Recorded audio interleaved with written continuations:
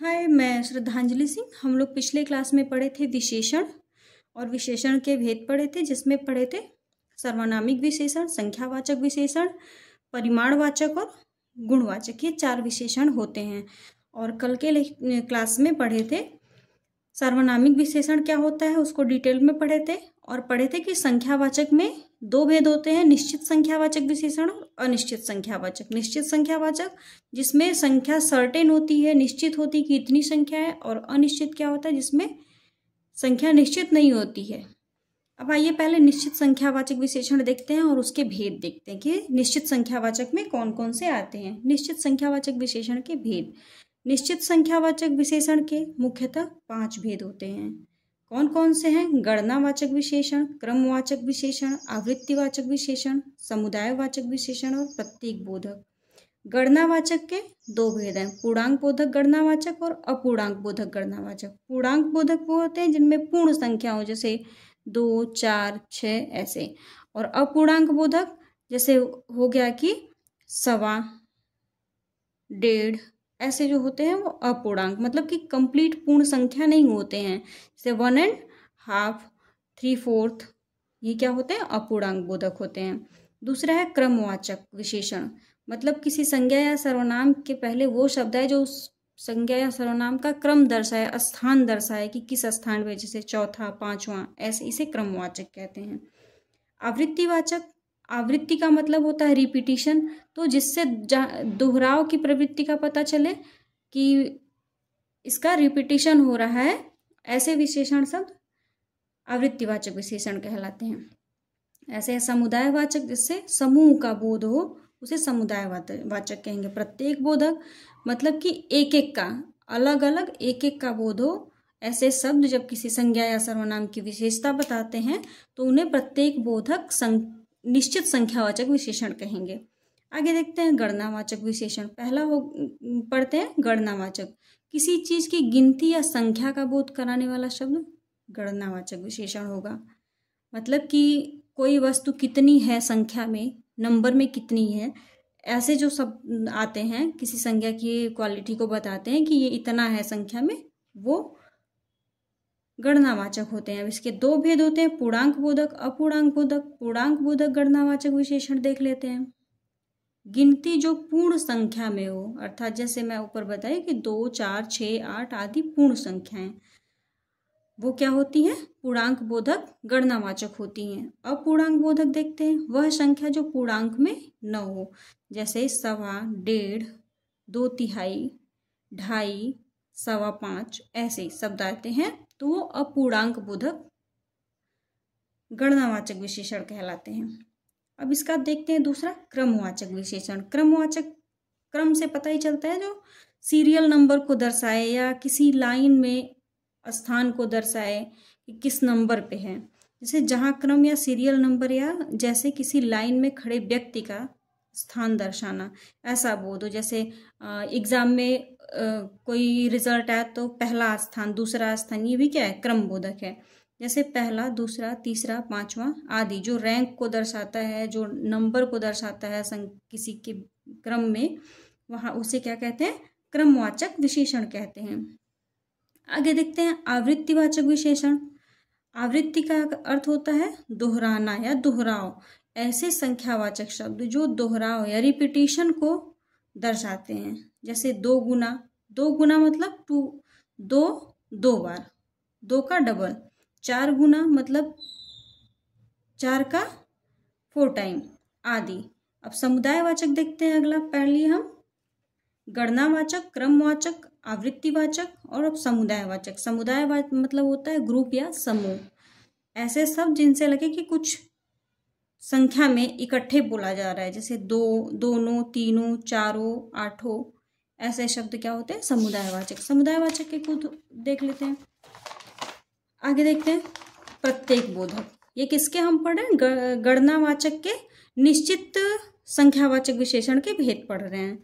प्रत्येक बोधक विशेषण जो एक एक का बोध कराए, ऐसे शब्द को प्रत्येक बोधक कहते हैं। जैसे प्रत्येक, हर एक, एक एक, 2, 2, 1.5, 1.5 आदि।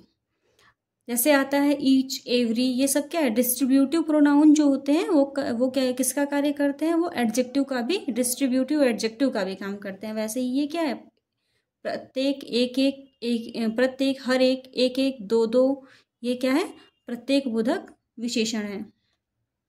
नोट में देख लेते हैं, जब एक ही संख्या चाहे वो पूर्ण हो या अपूर्ण, अब मतलब कि चाहे वो पूर्णांक बोधक हो या अपूर्णांक बोधक हो, एक से अधिक बार आए और उनके बीच में योजक चिन्ह, इसको बोलते हैं योजक चिन्ह, जो डैश जैसा होता है लगा हो, तो वहाँ प्रत्येक बोधक विशेषण होता है।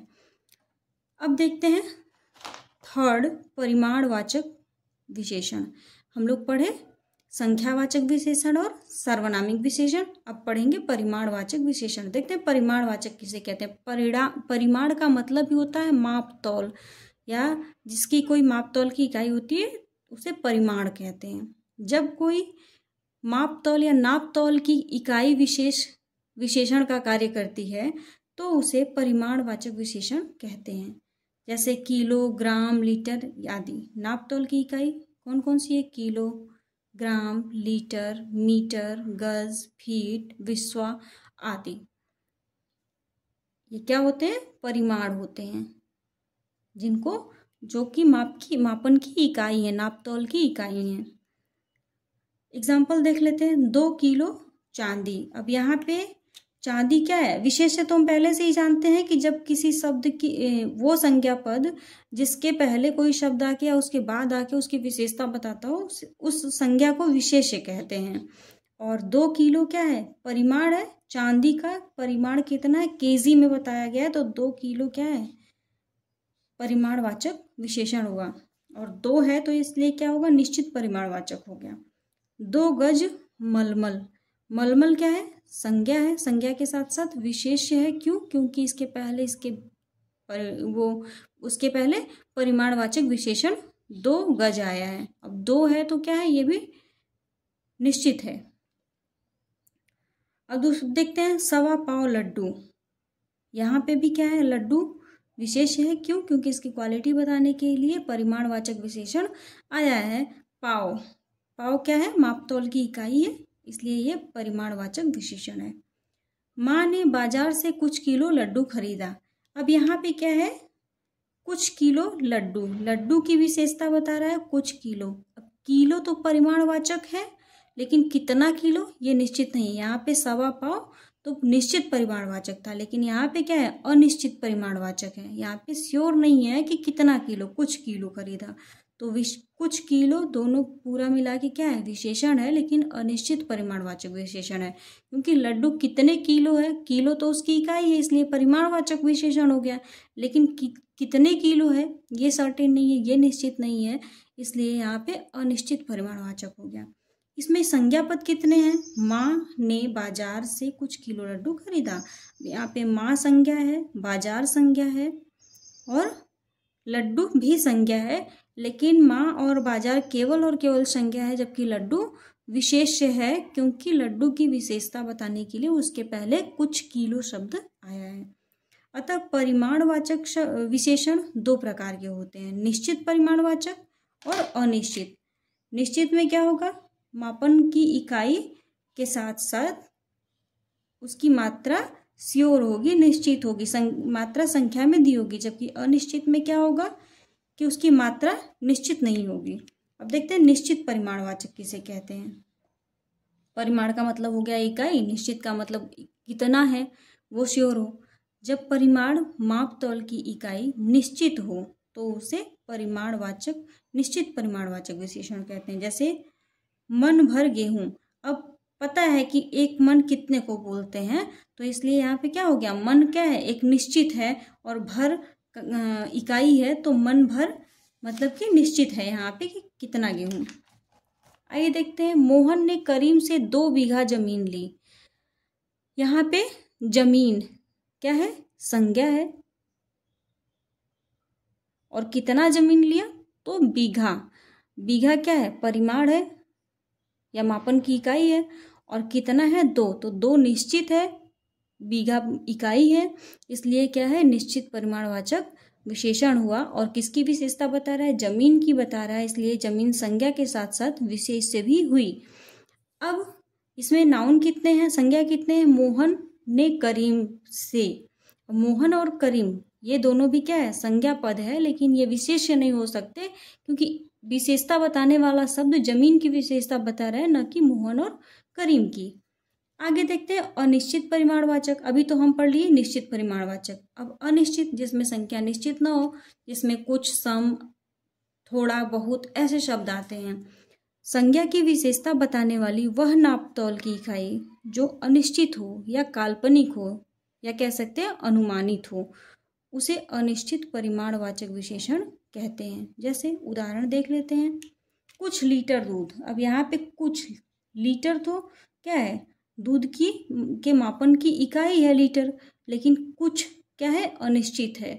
लीटर में दूध को लीटर में मापते हैं, लेकिन तो कितना है ये सर्टेन नहीं है, इसलिए यहाँ पे क्या हो जाएगा, कुछ लीटर अनिश्चित परिमाणवाचक होगा। ऐसे ही बहुत सारा धन। अब धन विशेष है क्योंकि धन की विशेषता बता रहा है सारा। सारा मतलब पूरा।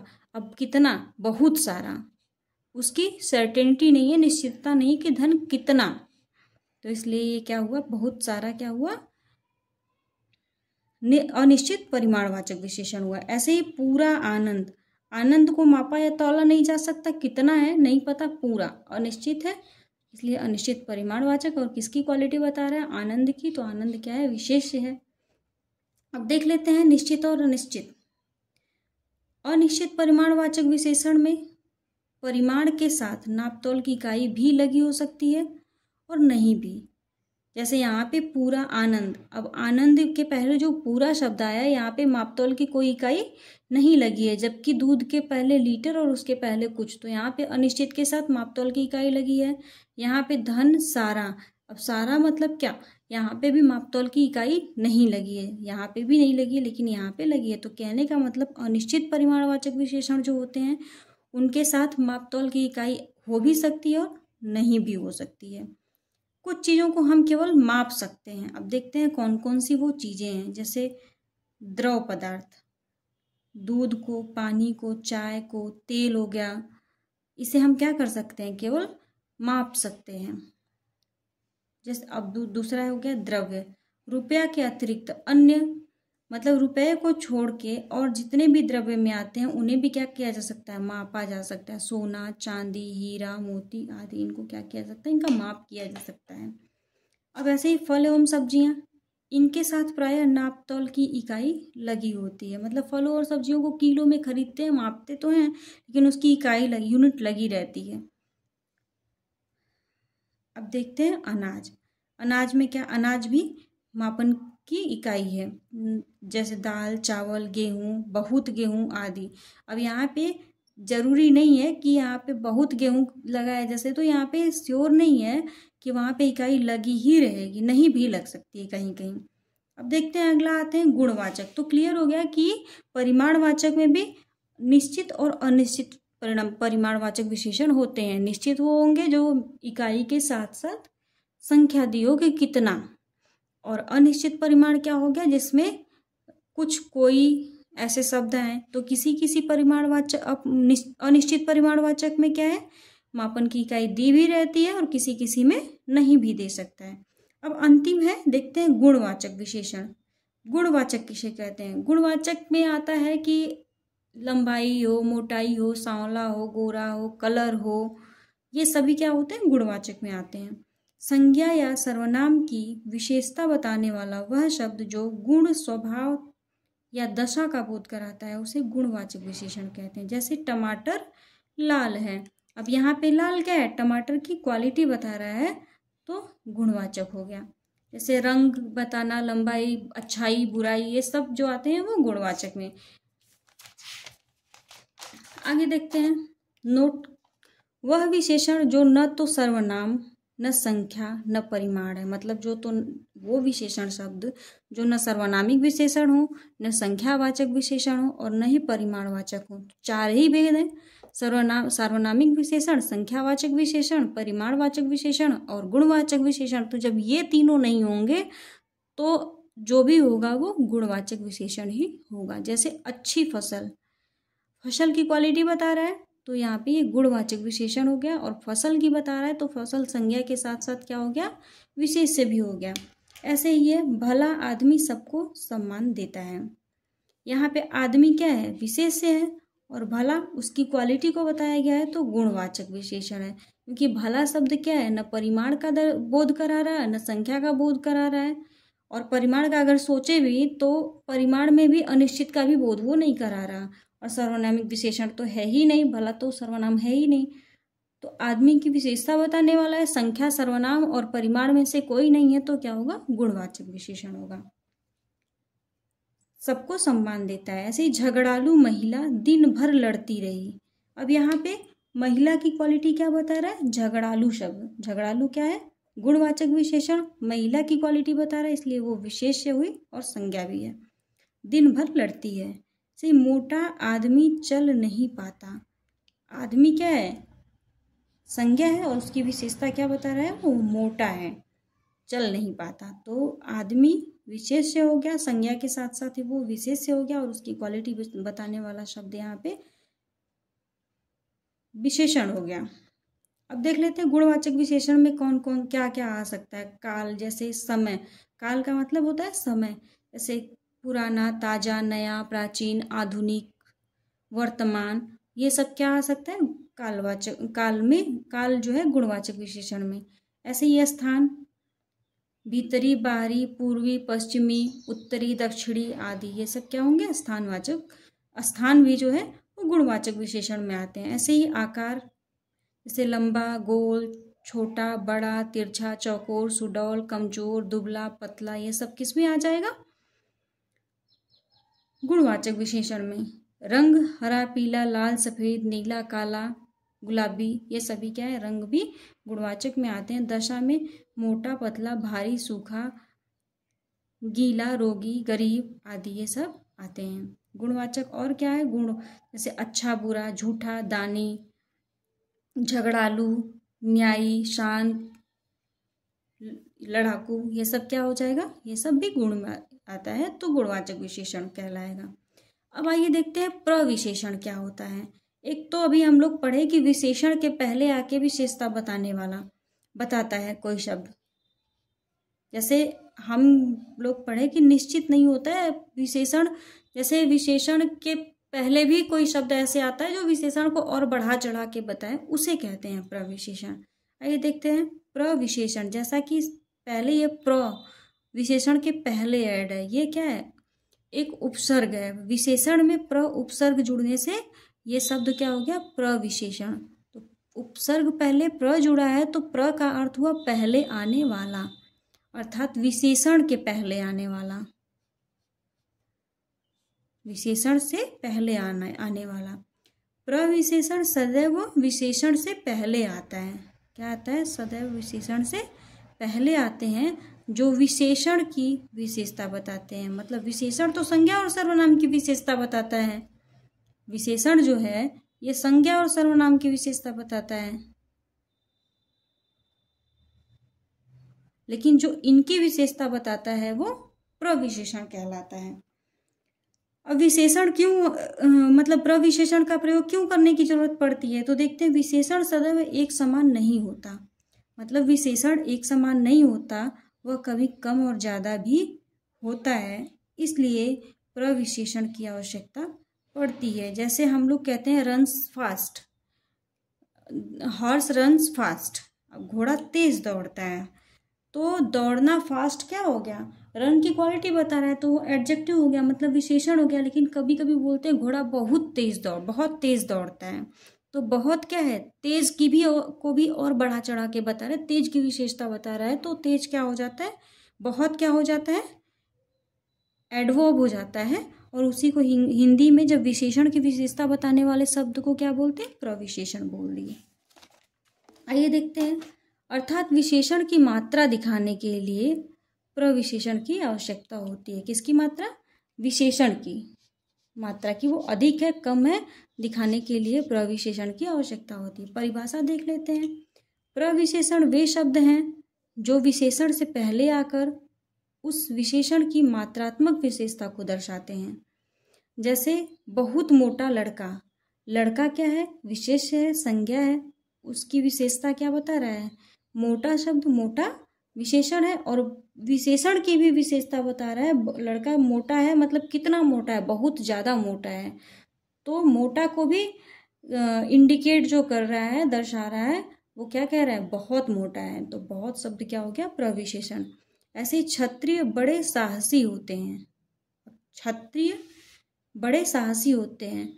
साहसी क्या है? क्षत्रिय की क्वालिटी बता रहा है, तो ये तो विशेषण हो गया। क्षत्रिय इसकी क्वालिटी बता रहा है तो विशेषण हो गया, क्योंकि क्षत्रिय संज्ञा है और इसकी विशेषता बताने वाला शब्द साहसी है, इसलिए विशेष्य भी हुआ। लेकिन साहसी की विशेषता बता रहा है बड़े, मतलब बहुत ज़्यादा साहसी होते हैं, तो इसलिए साहसी की विशेषता, साहसी क्या है? विशेषण है। और उसके पहले आके बहुत या बड़े साहसी कह रहा है, तो ये क्या हो गया? प्रविशेषण हो गया, प्रविशेषण। ऐसे ही कश्मीरी सेव सिंदूरी लाल होता है। कश्मीरी सेव, सेव की विशेषता कैसा बता रहा है? जो कश्मीर के होते हैं या कश्मीरी जो होते हैं सेव, तो ये विशेषण हो गया, विशेष्य का। और सिंदूरी लाल होता है। सिंदूरी लाल क्या होता है? सेव होता है, ये भी विशेषता बता रहा है। और ये भी, अब कश्मीरी सेव कैसे होते हैं? लाल होते हैं। कैसे लाल होते हैं? किस टाइप के लाल होते हैं? सिंदूरी। तो लाल की विशेषता बता रहा है, लाल की विशेषता बता रहा है सिंदूरी, तो ये प्रविशेषण हो गया। और सेव की विशेषता डायरेक्ट संज्ञा की विशेषता बता रहा है कश्मीरी, तो वो विशेषण हो गया। और लाल भी क्या है? सेव की विशेषता बता रहा है। लाल शब्द जो है वो भी सेव की विशेषता बता रहा है, तो वो भी विशेषण हो गया। लेकिन विशेषण की लाल कैसा लाल है? तो सिंदूरी है, ये प्रविशेषण हो गया। अब देखते हैं इसमें क्या है? कश्मीरी और लाल, ये दो क्या है? विशेषण है। यहाँ पे विशेषण कितने हो गए? 2। कश्मीरी और लाल। और विशेष्य कितना है? विशेष्य है 1 और प्रविशेषण 1। देखते हैं, एक तो आया है विशेषण विशेष्य, मतलब ये पहला क्या है? विशेषण है और ये विशेष्य है। और दूसरा क्या है? विशेष्य विशेषण, मतलब पहले विशेष्य आया है, मतलब पहले संज्ञा आया है, फिर उसकी विशेषता बताने वाला शब्द आया है। इसके आधार पर क्या है? इनके आधार पर विशेषण को 2 भागों में बांटा जा सकता है। क्या? एक तो हो गया विशेष्य विशेषण। विशेष्य विशेषण वो जिसमें विशेषण पहले आता है और संज्ञा बाद में आती है। दूसरा हो गया विधेय विशेषण, जिसमें कि संज्ञा पहले आती है और विशेषण बाद में आता है। विशेष विशेषण में संज्ञा बाद में आती है, विशेषण पहले आता है। अब आइए देखते हैं विशेष विशेषण किसे कहते हैं। जब विशेषण पहले आता है, जैसा कि यहाँ पे है कश्मीरी सेव, कश्मीरी सेव, अर्थात क्या कहा गया? विशेषण पहले आता है तथा विशेष्य बाद में आता है। अब यहाँ पे ये विशेष्य है और क्या है? ये कश्मीरी विशेषण है। जब विशेषण पहले आता है तथा विशेष्य बाद में आता है, मतलब संज्ञा बाद में आती है, तो उसे विशेष्य विशेषण कहते हैं। क्या कहते हैं? विशेष्य विशेषण कहते हैं। जैसे मोटी किताब, किताब क्या है? विशेष्य है और संज्ञा विशेषण है, मोटी विशेषण है। तो मोटी जो है विशेष्य के पहले आया है, इसलिए यहाँ पे क्या होगा? ये विशेष्य विशेषण होगा, विशेष्य विशेषण। अब विधेय विशेषण क्या होता है? ठीक उसका अपोजिट हो जाएगा। जब विशेष्य यानी कि संज्ञा पद पहले आए और विशेषण बाद में आता है, तो उसे विधेय विशेषण कहते हैं। यानी कि जैसे वहाँ पे था सिंदूरी सेव लाल होता है, मानते हैं सेव सिंदूरी लाल, या लाल लिखते हैं, सेव लाल होता है। अब यहाँ पे क्या है? विशेषण बाद में आया है,